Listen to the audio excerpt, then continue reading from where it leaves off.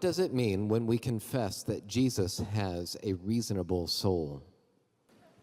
When we say that Jesus has a reasonable soul, we simply mean by that touching his human nature, he is a duality. He's body and soul, as all human beings are, and that soul is rational.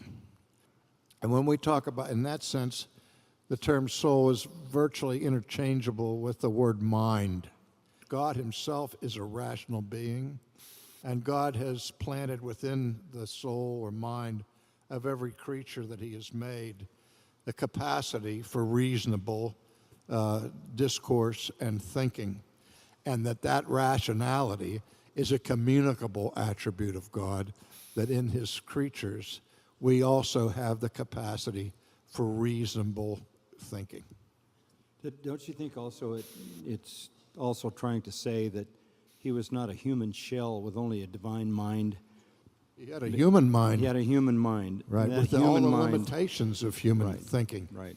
In touching his human nature, he was not omniscient. Touching his divine nature, he was absolutely omniscient. But we can't separate those, but we must distinguish them, or all kinds of mischief takes place. Fully God, fully man, with all the reasonableness of man. Well, I prefer truly God and truly man, Truly God and truly because man. it can be confused. And when you say that Jesus was fully God and fully man, if you mean by that one person was absolutely, totally God and that's all, then you'd be denying his humanity. Or if you say he was fully man, then there's no room for his deity. That's why we like to say vera Homo, vera Deus, truly God, truly man. You're with me on that. That's what I meant. That's what I meant. I knew that's what you meant.